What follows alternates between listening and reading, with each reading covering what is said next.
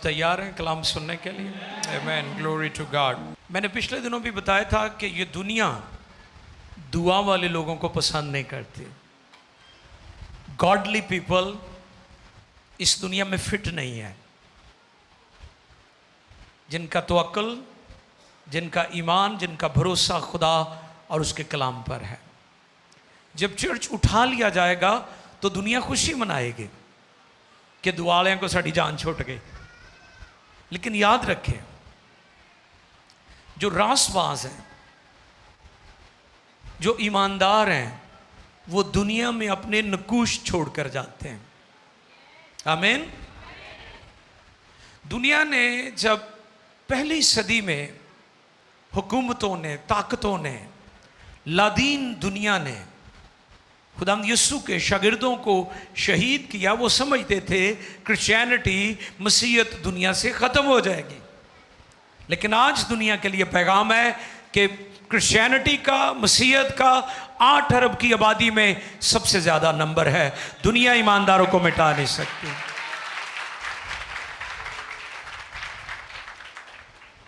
लोग,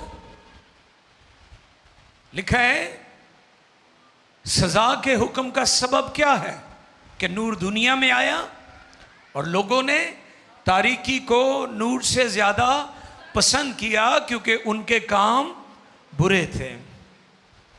इसलिए लोगों को रोशनी अच्छी नहीं लगती, क्योंकि रोशनी आपके काम जाहिर कर देती है और खुदा का कलाम रोशनी है, नूर है। बाइबल मुकद्दस, तेरा कलाम मेरे कदमों के लिए चिराग और मेरी राह के लिए रोशनी है। तो हमारी दुआ है कि वो भाई जिसने यीशु मसीह की गवाही देते हुए अपनी जान दी है, वो आसमान पर सितारों की माने चमक रहा है। हालेलुया। वो आसमान पर सितारों की माने चमक रहा है। और उसके ख़ानदान के लिए हमारी दुआ है, खुदा उनकी वाइफ और 2 बच्चे, उनको तसल्ली और इत्मीनान दे। आज का टॉपिक, खुदा हमारा मुहाफिज, और उसका सब टाइटल मैंने आगे रखा है, ईमानदारों की मुहाफ़ज़त का वादा। और अभी हम ज़बूर 91 साम 91 गा रहे थे। भाई आसिफ ने उसकी चंद एक आयात यहाँ पर गाई, और यकीनन हम साल से इस ज़बूर को गा रहे हैं, लेकिन इसको आज और अंडरस्टैंडिंग के साथ और गहरे जो इसके मानी है उसमें इसको समझने की कोशिश करेंगे। आप रेडी हैं ना? बाइबल ज़रूर साथ लाया करें। इस पर मैंने पहले भी बारहा ये बात आपको सिखाई है कि बाइबल मुकद्दस जब आप लाते हैं, और फिर मैंने लिखने की बात भी आपके दरमियान रखी थी कि मूसा ने उनको लिखा। लिखना कितना इंपॉर्टेंट है, कितना ज़रूरी है। जो पैगामात आप सुनते हैं, अगर आप उनको लिखेंगे तो आइंदा वो आपके काम भी आ सकते हैं, क्योंकि सारी बातें याद नहीं रहती। ह्यूमन बीइंग बतौर बशर, बशरी कमज़ोरियाँ होने के सबब से हम सारी बातों को याद नहीं रख सकते। ज़बूर नंबर 91 साम 91, उसकी पहली 2 आयात पढ़ेंगे। वैसे तो पूरा चैप्टर, पूरा बाब पढ़ा जाए तो अच्छी बात है, और उसकी 16 आयात हैं, लेकिन हम उसकी पहली 2 आयात पढ़ेंगे। आओ देखें मुकद्दस कलाम में से ज़बूर नंबर 91 और उसकी पहली 2 आयात। खुदावंद के कलाम मुकद्दस में यूं रकम है, जो हक ताला के पर्दा में रहता है। जी, कलाम खुदा में क्या लिखा है? जो हक ताला के पर्दे में रहता है, वो कादरे मुतलक के साया में, वो कादरे मुतलक के साये में सुकूनत करेगा। मैं खुदावंद के बारे में कहूँगा, वही मेरी पनाह और मेरा गढ़ है, वो मेरा खुदा है, जिस पर मेरा तवक्कुल है। मुकद्दस कलाम के पढ़े, सुने, समझे और कबूल किए जाने पर खुदावंद की इलाही बरकत। सब कहें आमीन। साम 91 बहुत मशहूर ज़बूर है, और यहाँ पर चलते चलते मैं ये बात ज़रूर बयान करूँगा बाइबल मुकद्दस में हमारी हर बीमारी का इलाज है। हालेलुया। बाइबल मुकद्दस में हमारी सब बीमारियों की दवा मौजूद है। पिछले दिनों सैलाब आए तो मैंने देखा सोशल मीडिया पर, पावें जेकर हड़ भी आवे ते नाले पानी करन शोर, खौफ ना करिए पहाड़ां दा ते भावें छड़ जान जा, यानी अपनी जगह भावें छड़ देन, लैंडस्लाइडिंग हो रही है। तो लोगों ने ज़बूरों को गाया और खुदा ने लोगों की हिफाजत भी की और खुदा ने लोगों को तसल्ली भी दी। तो इसलिए मैं कहता हूं कि बाइबल में आपकी सारी बीमारियों की दवाइयाँ मौजूद हैं। जो भी बीमारी है उसकी दवा बाइबल मुकद्दस में मौजूद है। हालेलुया। ज़बूर नंबर 46 है कि जब आंधियां आई और तूफान उठे तो फिर बनी इस्राइल ने इन ज़बूरों को गाया, क्योंकि खुदा ने सच दिस टाइम, या ऐसे औकात और टाइम्स में जब वो अपने आप को अदम तहफ़्फ़ुज़ का शिकार समझ रहे थे कि हम अदम एतमाद का शिकार हैं, अदम तहफ़्फ़ुज़ है, सिक्योरिटी नहीं है, मुहाफ़ज़त नहीं है और कोई मदद करने वाला नहीं, भूख है, प्यास है, सारे हालात में खुदा ने ऑलरेडी अपने कलाम को हमारे लिए कलम बंद करवा दिया है। तो फिर बनी इस्राइल मुख्तलिफ टाइमिंग्स में इन ज़बूरों को गाते थे। लेकिन आज हमारा जो ज़बूर है वो ज़बूरों की किताब में से, ज़बूरों की 5 किताबें नोट कर लें। कितनी है जी? 5 किताबें हैं। और आज का जो ज़बूर है ये ज़बूरों की 4थी किताब है। अगर आप 90 ज़बूर को निकालें मेरे साथ, पिछले ज़बूर में पिछले सफ़े पर आए, ऊपर मोटा लिखा हुआ है 4थी किताब। उसका पहला ज़बूर 90 ज़बूर, और उसका सरनामा क्या है देखें, मर्दे खुदा मूसा की दुआ। इससे पहले कि बनी इस्राइल मिस्र से निकलते और वो बियाबान का सफ़र करते, खुदा ने मूसा को पहले ही ये कलाम दे दिया था ताकि बनी इस्राइल की मदद की जाए, उनकी रहनुमाई की जाए कि तुमने हालात से घबराना नहीं है, खुदा का कलाम तुम्हारी मदद के लिए मौजूद है। अब Psalm 91 ज़बूर 91 जो है उसका सरनामा नहीं है हमारे पास। और अगर आप ज़बूर 90 की पहली आयत पढ़ें, देखें जी जरा पहली आयत, मूसा क्या लिखते हैं? मर्दे खुदा मूसा की दुआ। हाँ जी, मर्दे खुदा मूसा की दुआ।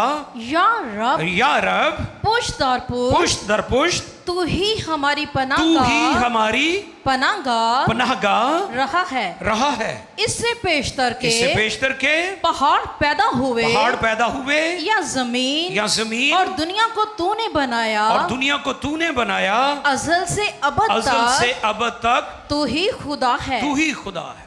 ज़बूर 90 का आगाज भी वही है और ज़बूर 91 का आगाज भी वही है। तो बाइबल के मुफस्सिरीन कहते हैं मोस्ट प्रोबेबली के 91 जो साम है वो भी मुकद्दस मूसा ही ने कलम बंद किया है, क्योंकि उसके ऊपर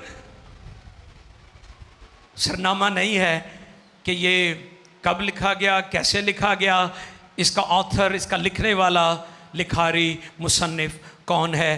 तो थियोलॉजियन मुफस्सिरीन का ये ख्याल है कि इस ज़बूर 91 को भी मुकद्दस मूसा ही ने कलम बंद किया है, क्योंकि जो ज़बूर 90 है ये उसी का तसलसल हमें नज़र आता है, उसका दूसरा हिस्सा हमें लगता है। अब आज जो मौजू है हमारे सामने वो क्या है? खुदा हमारा मुहाफिज, ईमानदारों की मुहाफ़ज़त का वादा। ज़बूर 91 हमें ये पैगाम देता है कि अगर हमारे अंदर ये एहसास पैदा हो गया है कि हम महफूज नहीं हैं, तो फिर ये बेस्ट ज़बूर है कि आप इसको पढ़ें, आप इसको अंडरस्टैंड करें, और जब जब आप अपने आप को गैर महफूज समझें, इस ज़बूर को पढ़ें, आप देखिएगा खुदा आपको तसल्ली, ज़ोर और आपकी हिफाजत फरमाएगा। हालेलुया। ज़बूर की चौथी किताब का दूसरा ज़बूर, मुक़द्दस मूसा ने बियाबानी सफ़र से पहले इनको कलम बंद किया। मोस्ट प्रोबेबली जो बात हम कर रहे हैं कि हमारी जो हिस्ट्री है, तारीख़ है, वो हमें बताती है। इसको दो हिस्सों में किया गया। इसकी 16 वर्सेस हैं। इसका पहला हिस्सा पहली आयत से लेकर 8वीं आयत तक है, और दूसरा हिस्सा 9वीं आयत से लेकर फिर 16वीं आयत मुक़द्दसा तक है। पहला हिस्सा जो है वो दावते आम है, सब के लिए है, उसमें सब कौमें शामिल हैं। लेकिन जो दूसरा हिस्सा है वो खालिस्तन ईमानदारों के लिए है, जिन्होंने हक तालों को अपना मस्कन बना लिया है, जिन्हें निजात मिल गई है, जिन्होंने तौबा कर ली है, जिन्होंने बपतिस्मा लिया, नई पैदाइश का तजर्बा जिनको हो गया। दूसरा हिस्सा खालिस्तान ख़ास तौर पर उनके लिए कलम बंद किया गया है। और फिर जब हम गौर करते हैं उसकी पहली आयत मुक़द्दसा पर, जो हक ताला के पर्दे में रहता है, जो हक ताला के पर्दे में रहता है, वो कादरे मुतलिक के साया में सुकूनत करेगा। मैं खुदाम के बारे में कहूँगा, वही मेरी पनाह और मेरा गढ़ है। खुदा के बारे में यहाँ पर 4 बातें बड़ी ख़ास की हैं, यानी उसके 4 जो सफ़ाती नाम हैं जो खुदा की ज़ात को पेश करते हैं, वो बड़े गौर तलब हैं। नंबर 1, हक ताला, इंग्लिश मोस्ट हाई। हक ताला इंग्लिश में मोस्ट हाई, यानी वो खुदा जो बुलंद व बाला है, जो कादर मुतलिक है, जो इख्तियार और कुदरत का मंबा है। और दूसरा कादर मुतलिक, इंग्लिश में ऑल माइटी। क्या कहते हैं? ऑल माइटी, जिससे मुराद सब चीजों पर कादिर। हालेलुया। सब कुछ कर सकता है, जो आदमियों से नहीं हो सकता वो खुदा से हो सकता है। जहां आपकी अकल, आपकी अप्रोच, आपकी सेंस, आपकी विजडम कहती है कि अब ये ही लिमिट है, वहां से फिर खुदा शुरू करता है। और फिर तीसरा नाम क्या है? मैं खुदावन के बारे में कहूंगा। दूसरी आयत में मैं खुदावन के बारे में, तीसरा नाम क्या है जी? खुदावन, यूनानी क्रियोस, इब्रानी यावे। और पहली आयत हमें क्या सिखा रही है? जो हक ताला। और चौथा नाम, चौथा जो टाइटल या खुदा की सिफ्त वो बयान कर रहा है वो है और मेरा गढ़ है। मेरा गढ़ है। और गढ़ के लिए अगर आप नोट करना चाहें तो नोट कर लीजिए कि खुदा हमारा गढ़ है। गढ़ के लिए इब्रानी एलोहे इस्तेमाल हुआ है, जिससे मुराद है एलोहीम, यानी एलोहीम खुदा जो है ये उसकी सिफ्त है, वो हमारा खुदा है और ऐसे काम करने की कुदरत रखता है, एलोहीम।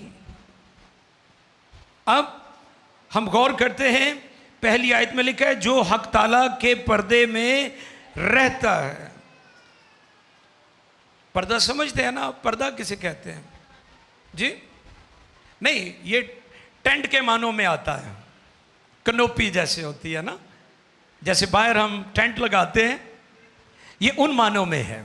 एक कर्टन होता है ना, जैसे ये कर्टन है, ठीक है, पीछे चीज़ें छिपी हुई हैं, ये उन मानों में नहीं है, ये कवरिंग के मानों में है। किसके मानों में है?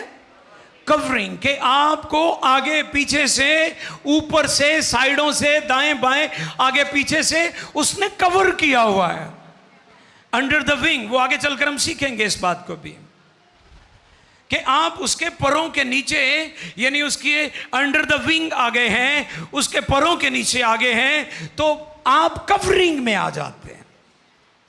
अब यहां पर खुदा पैगाम क्या दे रहा है बनी इस्राएल को कि तुम मिस्र की गुलामी से तो निकल आए हो, अब मिस्र की मुसीबतें तो तुम्हारी खत्म हो गई हैं, लेकिन बियाबान भी इतनी अच्छी जगह नहीं है जिसमें से तुम्हें गुजरना है। तो पहले ही खुदा ने ये कलम बंद करवा दिया कि बनी इस्राएल जब जब इन मुश्किलात में से गुजरेंगे तो मेरा कलाम उन्हें तसल्ली और इत्मीनान देता रहेगा और उन्हें याद दिलाता रहेगा कि खुदा कादरे मुतलिक जो है, ऑलमाइटी गॉड, हमेशा तुम्हारी हिफाजत और तुम्हारी प्रोटेक्शन करता रहेगा ताकि वो तसल्ली पाए। आमीन।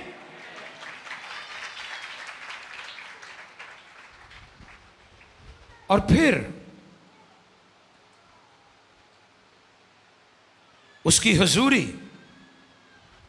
में जो जो आता है वो कादरे मुतलिक के साया में आ जाता है, उसके शैडो में आ जाता है। शैडो की कब आपको जरूरत पड़ती है? जब धूप सताती है। आपको पता है जब बनी इस्राइल बियाबान में से गुजरे तो रात के वक्त खुदा आग के सतून में और दिन के वक्त बादलों की सूरत में उनकी हिफाजत करता रहा। खुदा का कलाम बताता है। टॉपिक क्या है आज का? खुदा हमारा मुहाफिज है। ईमानदारों की मुहाफजत का वादा है, ये टॉपिक है। खुदा ने पहले ही कलाम कर दिया कि मैं तुम्हारी हिफाजत करूंगा, मैं तुम्हारी प्रोटेक्शन करूंगा, मैं तुम्हें महफूज करूंगा। और हम सीख रहे हैं कि साया जो है वो आपके साथ साथ चलता है। आपके सबसे ज्यादा करीब जो चीज है वो आपका साया है। पता है आपको?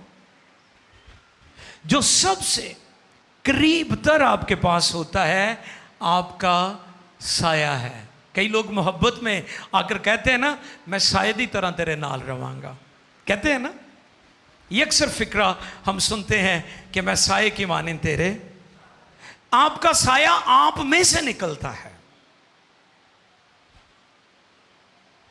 तो जब खुदा का साया आपके साथ है तो फिर किसी दीवार के साये की आपको जरूरत नहीं पड़ती।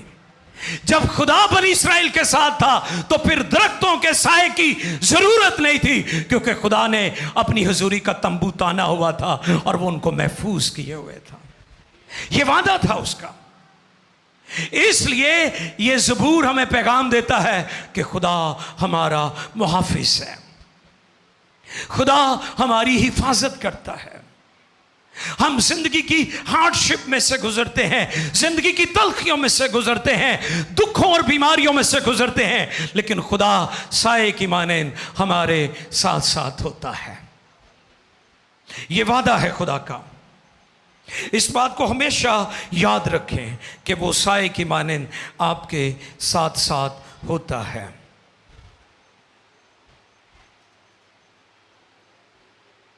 मैं खुदाम के बारे में कहूँगा, ये उसके ईमान का इजहार है, ये उसकी फेथ स्टेटमेंट है। आप खुदा के बारे में क्या कहते हैं? जो कुछ आप कहते हैं वो आपकी फेथ स्टेटमेंट है। इस पर हम बार बार सुन चुके हैं कि लोगों का जो तस्वुर खुदा है वो दुरुस्त नहीं है। जैसे लोग खुद हैं उन्होंने खुदा को भी वैसे ही बना लिया। जैसे वो सोचते हैं वो समझते हैं कि खुदा हमारी सोच के मुताबिक करेगा, जबकि ऐसा नहीं है। हम मखलूक हैं और वो खालिक है। वो ऑलमाइटी है, वो कादर मुतलिक है। और फिर तीसरी आयत में लिखा है, वो तुझे स्याद के फंदे से और मोहलिक वबा से छुड़ाएगा। तीसरी आयत पढ़िए जी। क्योंकि वो तुझे स्याद के फंदे से और मोहलिक वबा से छुड़ाएगा। स्याद शिकारी, किसको कहते हैं? शिकारी को। हंटर, फाउलर किसको कहते हैं जी? स्याद किसको कहते हैं? ज़बूर 91 में अगर आपसे कोई पूछे जी ये लफ्ज़ स्याद लिखा हुआ है, इसका मतलब क्या है, तो क्या बताएंगे आप? शिकारी। अब शिकारी क्या करता है? शिकारी हमेशा शिकार को धोखा देता है। और शिकारी कौन है? इब्लीस। शिकारी कौन है?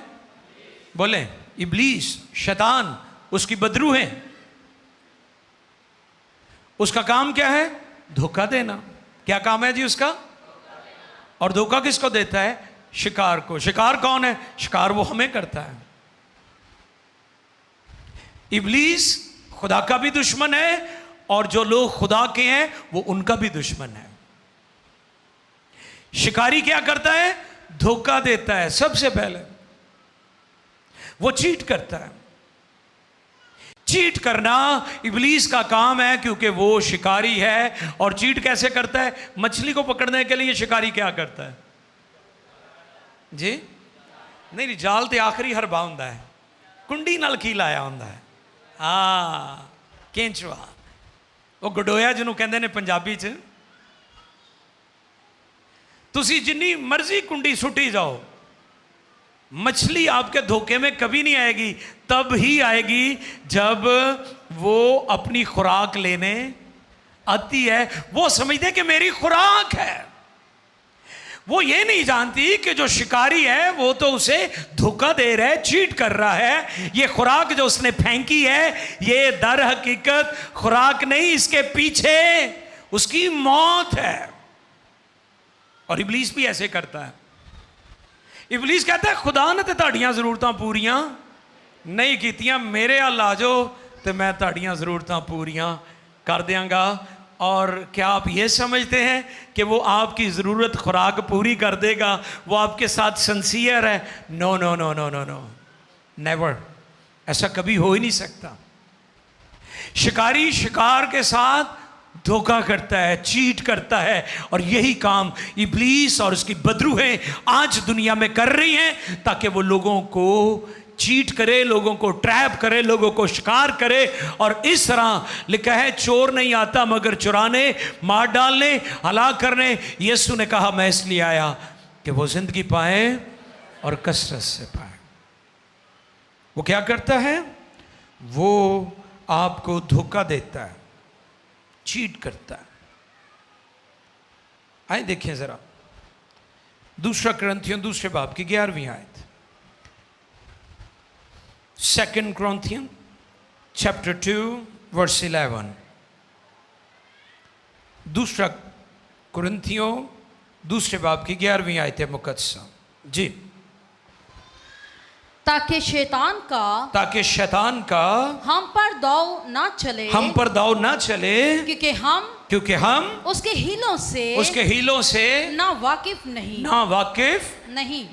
पौलुस रसूल ने यहाँ पर क्या तालीम दी कुरिन्थियों के ईमानदारों को कि भोले और सादे ईमानदारों, तुम इब्लीस की चालाकियों को जानते हो, तुम उसकी धोखाधड़ी से वाकिफ हो, तुम उसकी मकारी और फरेब को जानते हो। वो ये सब कुछ धोखा देने के लिए कर रहा है, तुम्हें चीट कर रहा है, लिहाजा उसका कोई दाव पेच तुम पर ना चले। हम पर इब्लीस का कोई,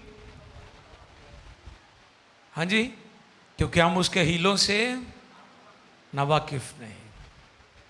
हम जानते हैं कि वो डिसीव करता है। उसने पहले इंसान आदम और उसकी बीवी को भी डिसीव किया। उसने उनको भी धोखा दिया था। वो ट्रुथ को ट्विस्ट करता है, सच्चाई को तोड़कर मरोड़कर पेश करता है, जो काम आज की बिदअतें भी कर रही हैं। आयात वही होती हैं लेकिन तशरीह वो अपने तरीके से करती हैं। और बहुत सारी दूसरी कौमों वाले भी बाइबल की आयात को अपने तरीके से पेश करने की कोशिश करते हैं। और यही काम इब्लीस भी करता है कि बाइबल की आयात को वो अपने तरीके से ट्विस्ट करके उनको तोड़कर मरोड़कर अपने तरीके से लोगों के सामने रखता है। तो इस तरीके से लोग उसके जाल में फंस जाते हैं। अब शिकारी क्या करता है? वो शिकार को धोखा देता है। इब्लीस धोखेबाज है। एक बाइबल का मुफस्सिर कहता है इब्लीस ईमानदारों की ख्वाहिशों का एहतराम करता है। नोट कर लें इस बात को।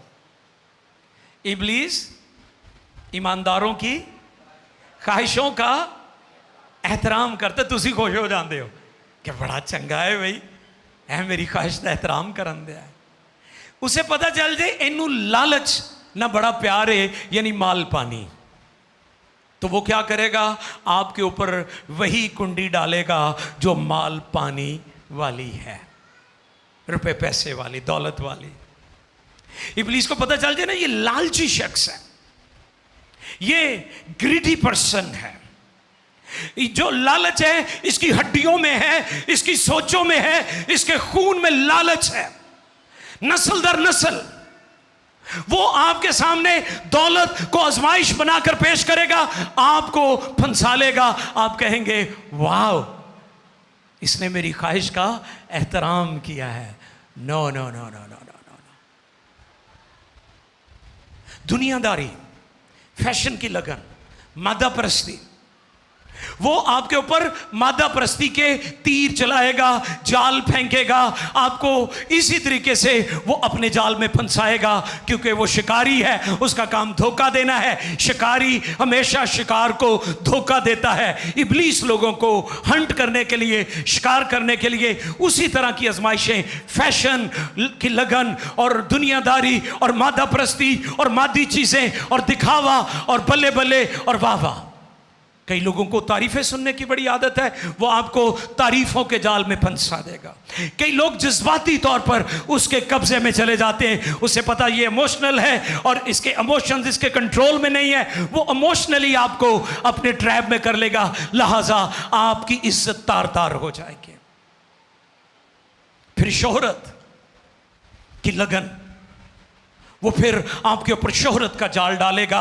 मकसद क्या है? आपको शिकार करना। और कलाम में लिखा है कि जो हक ताला के पर्दे में रहता है वो कादर मुतलिक के साये में सुकूनत करेगा। मैं खुदा के बारे में कहूंगा वही मेरी पनाह और मेरा गढ़, मेरा खुदा, वो तुझे सियाद के फंदे से बचाएगा। अगर इस ज़बूर की आपको अंडरस्टैंडिंग आ गई तो फिर आप सियाद के फंदे से बच सकते हैं। इसलिए आप सिर्फ गाया ही ना करें ज़बूरों को अंडरस्टैंड भी किया करें कि जो कुछ हम गा रहे हैं उसके लिटरली मानी क्या है, लिटरेचर क्या कह रहा है, और उसके जो इल्म इलाही और गहरे मानी है वो क्या है, किन हालात में लिखा गया, किन के लिए लिखा गया। इस बात को समझना, अंडरस्टैंड करना बहुत ज़रूरी है। चौथी आयत जो आसिफ भाई कह रहे थे, अंडर द विंग्स, आओ देखें चौथी आयत मुकद्दसा। वो तुझे अपने परों से छिपा लेगा, वो तुझे अपने परों से छिपा लेगा और तुझे उसके बाजुओं के नीचे पनाह मिलेगी। उसकी सच्चाई ढाल और सिपर है। Thank you. 4 इकसाम की चीजें हैं यहां पर। बाजू ताकत को जाहिर करते हैं। कहते ने जे तेरिया बावां च इन्नी ताकत है ना तो फिर छुड़ा ला मेरे को। और हम क्या गाते हैं? तेरी हैकल दे विच कीता, तेरी रहमते भरपूर हाथ सजा तेरा, ते सच्चाई नाल रहमान। आओ ऐसे खुदा के लिए जोरदार तालियां बजाओ।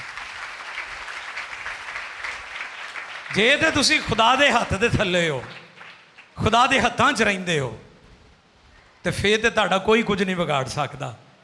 तो जे तुसी किसी होर दे हत्थां थल्ले हो तो फिर कोई गारंटी नहीं कि ਤੁਹਾਡਾ कदों खात्मा हो जाना है। तो इसलिए बेहतर है कि खुदा के हाथ के नीचे रहना सीखें।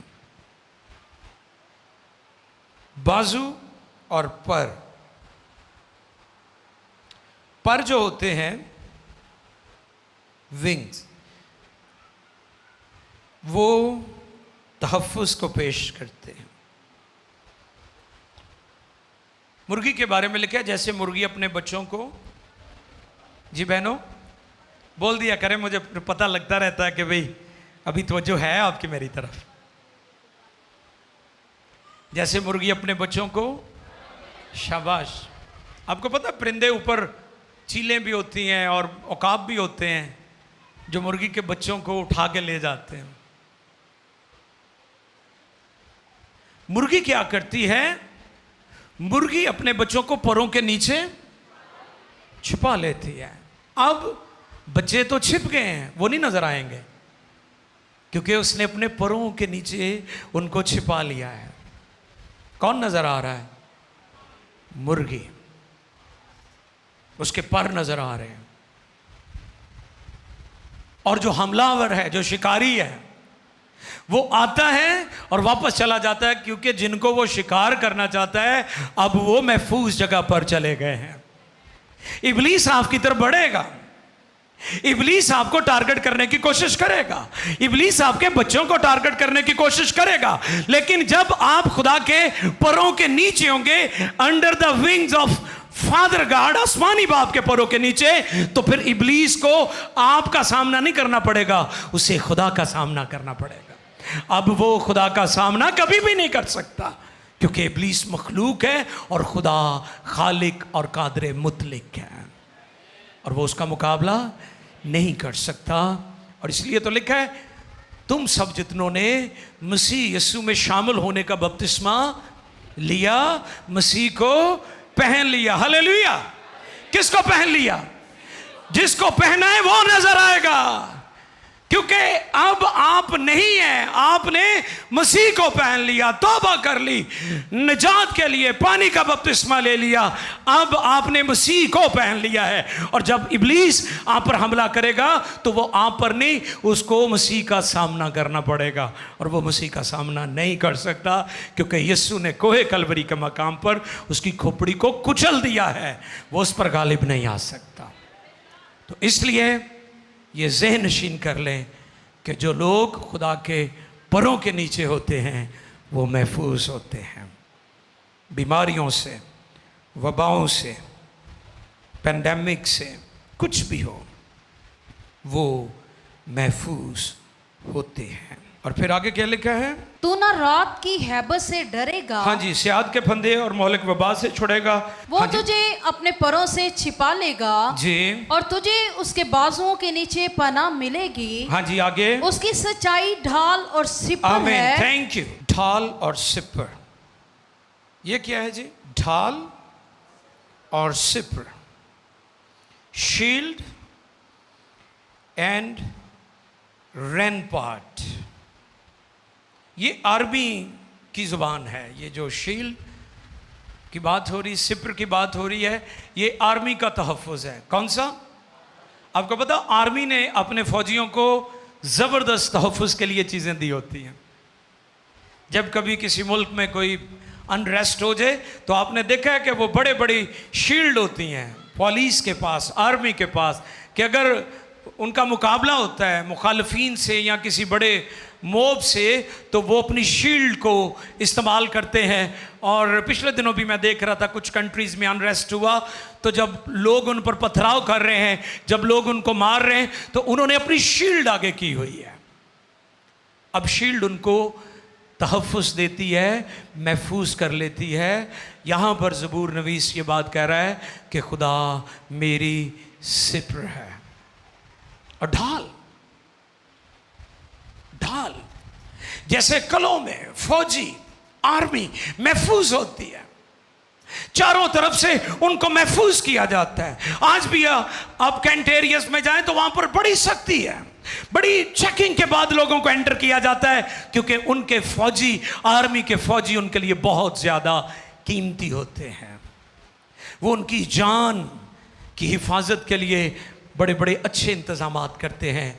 हमारा खुदा हमारी हिफाजत के लिए हमेशा जागता है और हमारी फिक्र करता है। 5वीं आयत, तू न रात की हैबत से, तू न रात की हैबत से डरेगा जी, न दिन को उड़ने वाले तीर से, न दिन को उड़ने वाले तीर से, न उस वबा से, न उस वबा से जो अंधेरे में चलती है, जो अंधेरे में चलती है, न उस हलाकत से, न उस हलाकत से जो दोपहर को वीरान करती जो है, दोपहर को वीरान करती है। Thank you.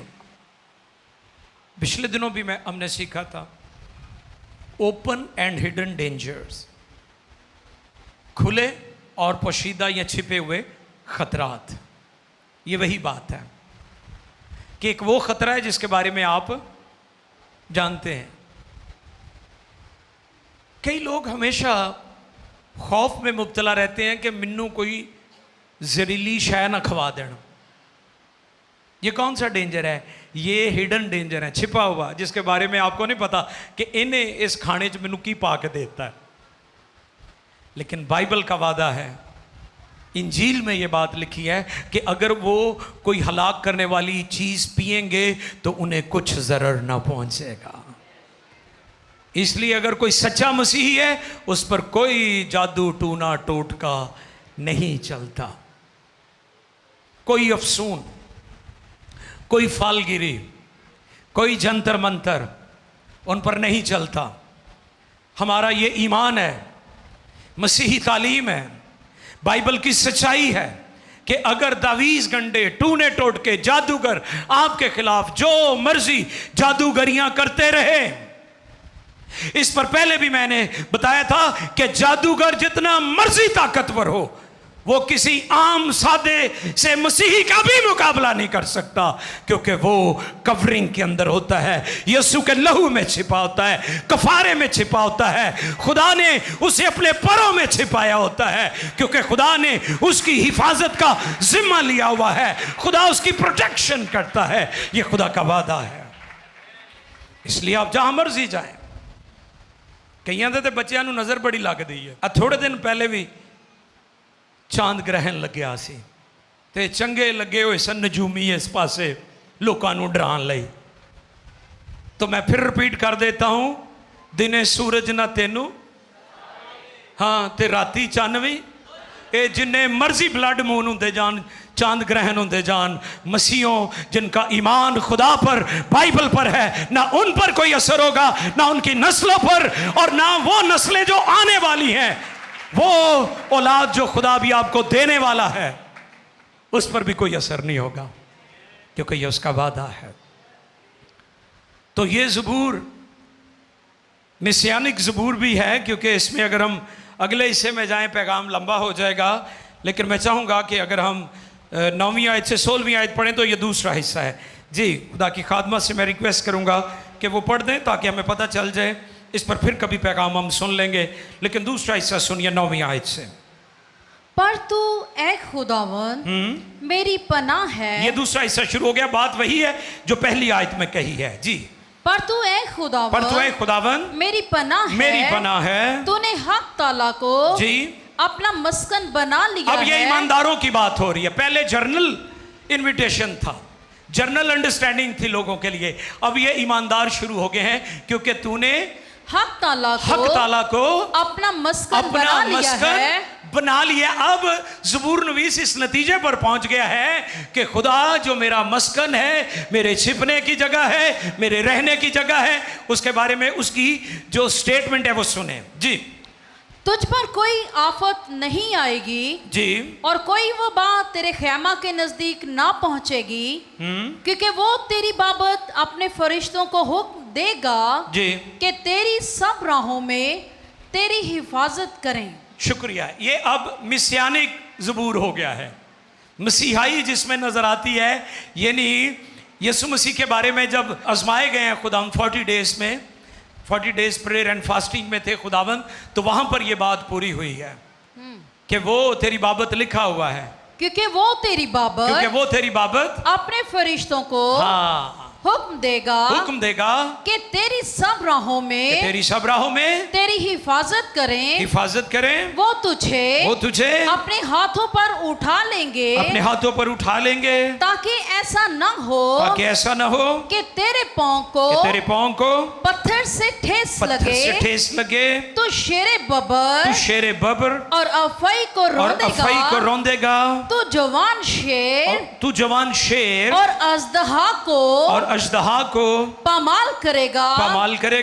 क्योंकि उसने मुझसे दिल लगाया है, इसलिए मैं उसे छुड़ाऊंगा, मैं उसे सरफराज करूंगा, क्योंकि उसने मेरा नाम पहचाना है। वो मुझे पुकारेगा और मैं उसे जवाब दूंगा।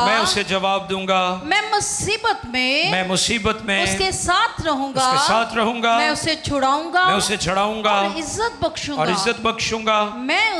मैं उसे उम्र की दराजी से आसूदा करूंगा और अपनी नजात उसे दिखाऊंगा। सब सर झुक जाए, आंखें बंद कर लें।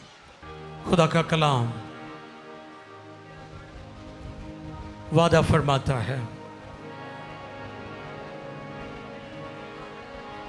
कि वो हमारी हिफाजत करेगा, जो सबसे आला और मोतबर है। और इब्रानी लफ्ज एरियोन, इससे मुराद के माबूदों में उसके जैसा कोई और नहीं। वो सब माबूदों से आला और बाला है। दुनिया के माबूद महज बुत है, वो लकड़ी है, वो पत्थर है, लेकिन जिंदा खुदा यावे खुदा जो जिंदगी का मंबा कादरे मुतलिक है, ऑलमाइटी है, और उसके हुजूर अपने आप को पेश करें। इब्लीस शिकारी है, वो आपको शिकार करना चाहता है, वो आपके बच्चों को शिकार करना चाहता है, वो आपको चीट करना चाहता है, वो आपको धोखा देना चाहता है, वो अपने खानदानों को, आपकी फैमिलीज को, आपकी औलाद को, आपके शोहर को, आपकी बीवी को, आपकी फैमिली मेंबर्स को शिकार करना चाहता है। लेकिन वो तुझे स्याद के फंदे से, जो इब्लीस ने आपके लिए फंदे और जाल बिछाए हैं, सुने, बारूदी सुरंगें, ये वो सुरंगें होती हैं जो लोगों को नजर नहीं आते। अक्सर ऐसे इलाकों में जो जंगज़दा इलाके होते हैं, वहां पर बारूदी सुरंगें होती हैं और लोग नावाकिफ होते हैं, और चलते चलते बारूदी सुरंगें फट जाती हैं और इंसान हलाक हो जाते हैं, अपने अज़ा खो देते हैं। खुदा आपको महफूज करेगा। ओपन एंड हिडन डेंजर जो है आपके लिए, वो ख़तरा जो नज़र आता या छिपा हुआ है, वो आपको महफूज करेगा। दोनों हाथ उठाएं और दुआ करना शुरू करें।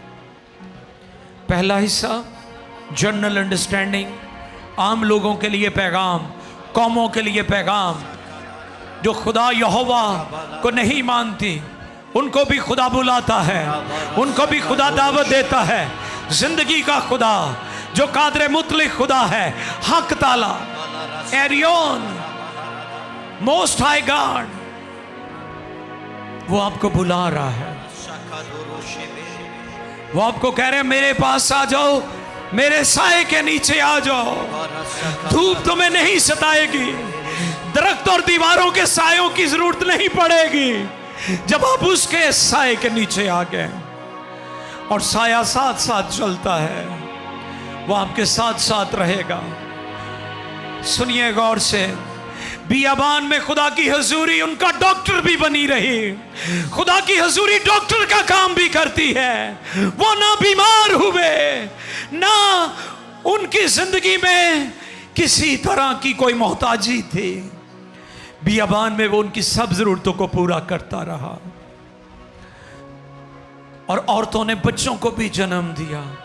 वहां पर किसी गायनाकोलॉजिस्ट की जरूरत नहीं पड़ी, क्योंकि खुदा की हुजूरी उनकी जरूरत पूरी कर रही थी।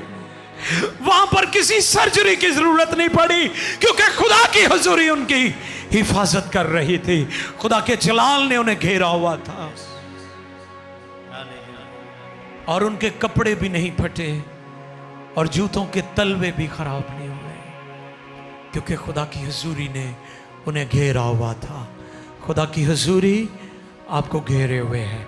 दुआ करना शुरू करें। आज के पैगाम को अपनी जिंदगी में लें। नाजरीन भी, हाजरीन भी, जो देख रहे हैं, जो बाद में भी देखेंगे, सब दुआ करो, सब दुआ करो। खुदा की हुजूरी डॉक्टर भी है। खुदा की हुजूरी भूख और प्यास भी मिटाती है। खुदा की हुजूरी जरूरतों को भी पूरा करती है। खुदा के वादे, उसके फरमुदात, उसकी बातें, उसकी शहादतें आपकी हर एक जरूरत को पूरा कर दे।